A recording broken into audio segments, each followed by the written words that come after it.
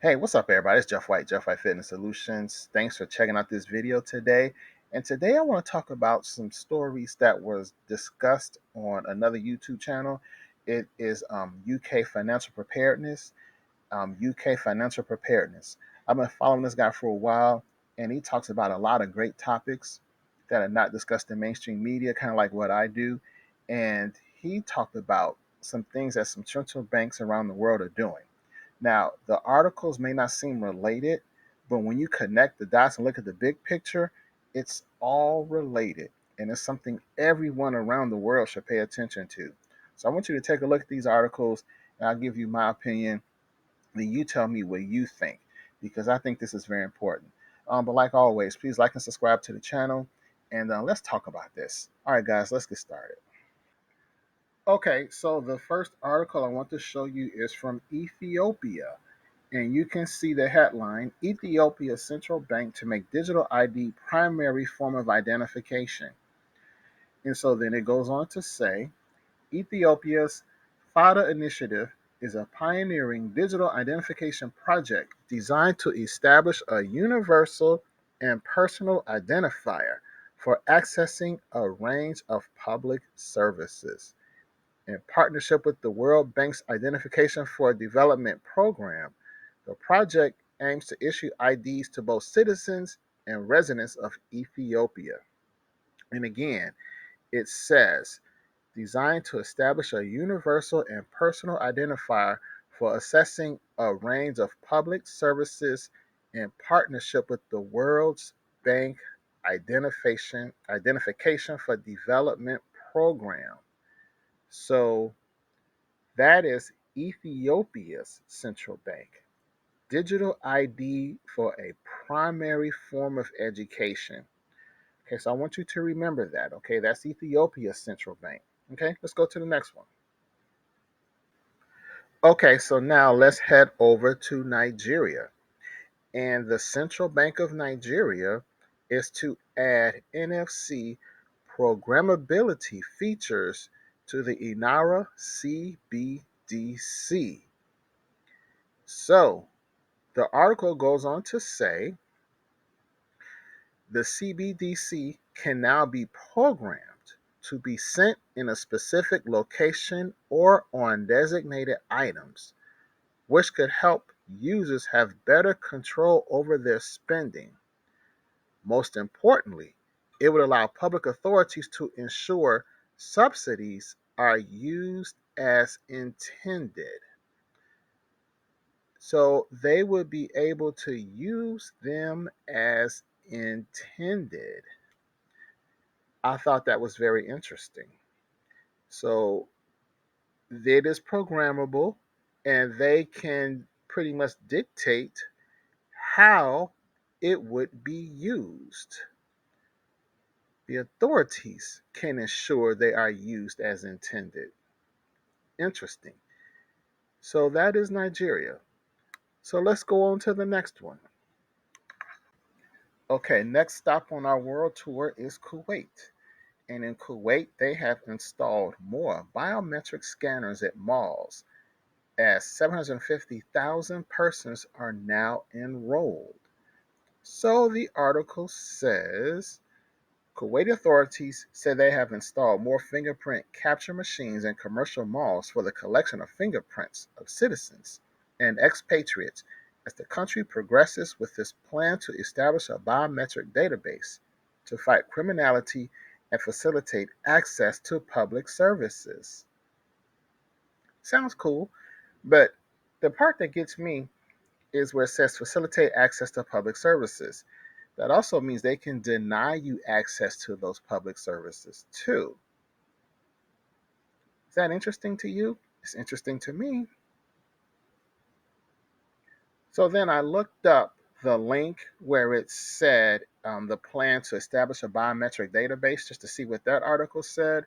And then I got this part here. And it says the move reportedly is not set to impede people traveling in or out of the country at the current time or renewing their residency, but it is rather a step towards building up a security database. So, again, read that first part. The move reportedly is not set to impede traveling in or out of the country at the current time or renewing their residency. So, does that mean in the future it will be able to impede people traveling in or out of the country? So, again, that's another interesting story. Now, mind you, these are three separate countries, but again, I'm connecting the dots. Now, you may say they're all not related. Well, you got to remember something. When we had the pandemic back in 2020, did it seem like all the countries were working together, having similar procedures as far as lockdowns and how to handle the virus? If they can do that with the pandemic, what makes you think they can't do the same thing with our money? I want you guys to really think about that. So again, you got to look at different countries and what they're implementing.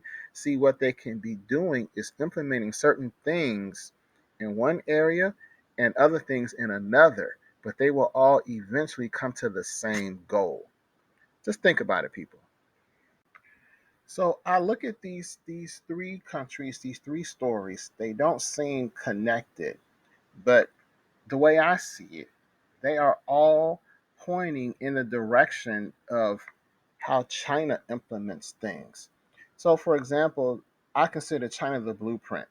And in China, they have those QR codes where they can limit your access to doing certain things.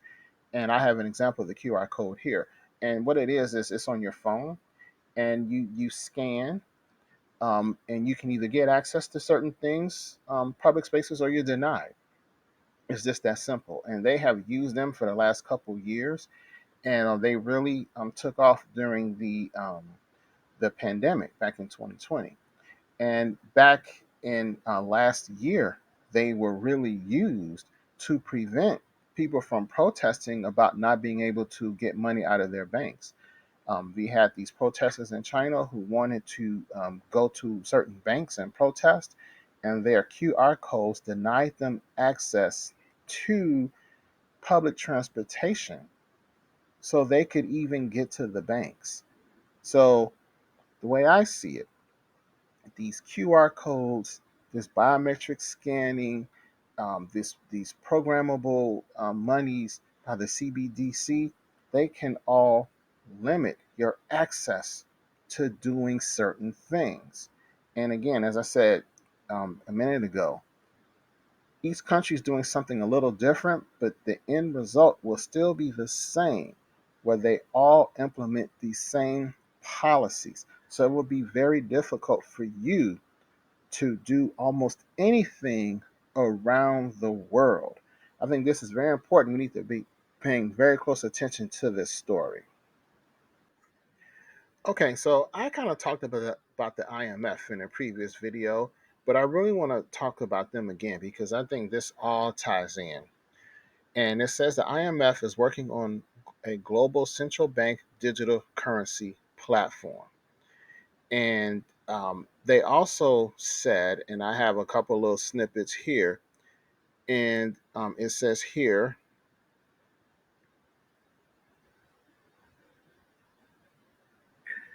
it says actually, CBDCs should not be fragmented national propositions. To have more efficient and fair transactions, we need systems that connect countries. We need interoperability. So they need to be working together. That's exactly what they want. And then further down in the article, it also says this, and they're talking about Um, Georgieva stressed that CBDCs should be backed by assets and added that cryptocurrencies are an investment opportunity when backed by assets. But when they are not, they are a speculative asset. So when I first saw that, that's when I realized that this might be why all these central banks around the world are buying gold. But then I want you to take a look at some of the top members of the IMF. And look at the top 10. The US, Japan, China, Germany, France, United Kingdom, Italy, India, Russia, Brazil, and Canada. Think about that for a second. Think about all these countries, the top members of the IMF, and who is at war right now. I want you to think about that. Russia is at war with NATO. The US is threatening to go to war with China. Is all this an act to help usher in a global central bank digital currency? If they are all members of the IMF, how do we know they are not working behind the scenes to usher in a new digital currency? I mean, you never know. You never know. Just something to think about, people. All right, so as I just said, I believe all these central banks are buying gold, not because of BRICS. I used to think that. But the more I think about it, the more it makes sense to me that they are doing it because of the IMF. The IMF is working on creating a global central bank digital currency, and they just said it has to be backed by an asset. The number one asset is gold. I don't care what people in America say, we're not taught about gold here. Just because you don't know about something doesn't mean it doesn't exist. And gold has been around for thousands of years, and all these central banks are buying it by the ton. Why are they buying it? They're buying it just for laughs. They're buying it because they're bored. They're buying it because they got nothing else to spend their money on. No, they're buying it for a reason, and the same reason that we've had for thousands of years. Gold is real money, and so I don't see many people talking about this aspect of it. Everyone is still on the BRICS bandwagon, but I believe the key is the IMF. And this is why they're doing it. This is why all these countries around the world, all these central banks are instituting these new programmable features and all these different things for their digital currency. This is where we're headed, people. This digital dollar is going to be global, just like they instituted a global agenda for the 2020 situation. They're doing the same thing with the money situation. I think it's all interconnected, and all this is going on right in front of our eyes. But unfortunately, most people are not paying attention, or they simply do not believe the reality that we are headed towards. Just think about it, people. Just think about it. Okay, guys, so I think this is where we are in society. We are headed towards more control and less freedoms. And you can, we can agree to disagree on that. But as I look at these central banks, as I look at the Fed now in the United States, as I look at the number of layoffs and the rising rate of inflation, and people are having a hard time paying their bills and being able to afford food and their rent, it just points me to one direction. They are attempting to squeeze the average person and to increase their reliance on the powers that be. And that reliance is going to cause us to lose a lot of our freedoms and give them much more control over our lives. I could be wrong, but just think about these stories. Think about the biometrics. Think about programmable money. I don't know why I can't say that word. I mean, just think about all these different things going on, and how it would be difficult for you to spend your money on what you want to spend it on because they can dictate it. We talked about this for years, and people called it a conspiracy theory and things of that nature. But how can you call it conspiracy when they're telling you that the money's going to be programmable, and they can limit your access to public areas? And it's being done in China now as we speak, and it's being worked on in other countries. So how can it be a conspiracy when you still see it? People just don't want to see it, but that's fine. So for the people who do see it and are really concerned, my suggestion is to not let it cause you to freak out, because it can be overwhelming. But all you can do is work on being as self-sufficient as you can, so you limit your reliance on their new system. Now, I believe that we will still need it. It's going to be very hard for people to be totally 100% self-sufficient. I don't see that, but I do believe you can help yourself as much as possible. And here are just a couple ways to do it. One of the first things you can do is stock up on essentials. Talking about like food, water, energy sources, security, even extra clothes for your kids or yourself. Do you wear contact lenses? Get an extra box of contact lenses. Get some saline solution. Stock up on some meds, over the counter meds, things of that nature. One of my favorite things that I like to suggest is get a bunch of flour, some yeast, and a bread maker. And that way, if there are some type of food rations or you can't get in the store because of some social media posts or your QR code isn't up to date, you can still make food. You can still have food. That goes into growing food, growing your own food. I believe with these biometrics and that programmable money, they will limit what you can do with that money. That may include buying food or even getting into the grocery stores if you're not up to code with whatever they come up with, or if you say something they do not like. It can happen. It's happening now. There's a guy overseas, I want to say over in Europe, and they didn't freeze his bank accounts. They closed all his bank accounts. He can't even open new accounts. So all this stuff can happen. If it can happen to a person, I think it was Brexit. He was leading Brexit. If it can happen to someone as large and as a public figure as him, it can happen to the average Joe like that. Next thing you want to do is get out of debt. You get out of debt, then you won't be so reliant on having to have a job or having to make a certain amount of money to sustain your life. You can get out of debt, that can free you up and decrease your reliance on the powers that be.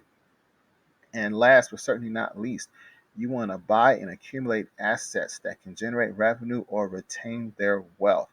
And gold and silver are two perfect examples of that, because they not only they retain their wealth over time, you can use them to buy other assets that can generate revenue. Say, for example, if the stock market crashes or the dollar continues to decrease its purchasing power, gold and silver will still retain their value.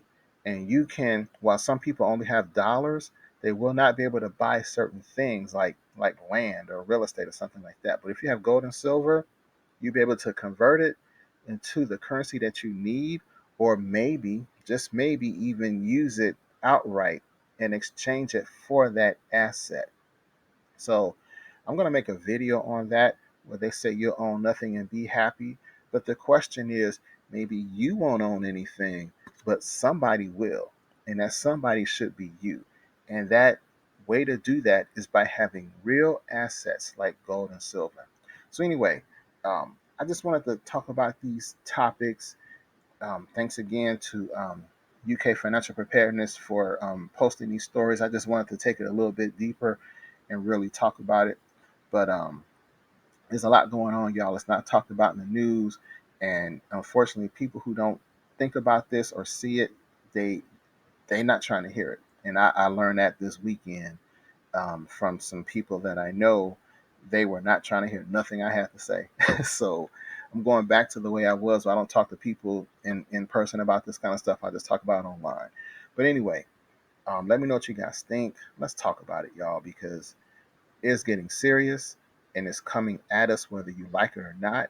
So instead of getting upset, just take your time, take a step back, and think about what you can do to help yourself. Just start buying a little bit of food every day, and just thinking ahead and learning how to grow some food. Go to Walmart and buy a banana plant, a banana tree. Go get some potatoes and let them things sprout and stick them in the dirt. Any little thing you can do to help yourself is going to go a long way going forward. All right, guys, take care. Peace.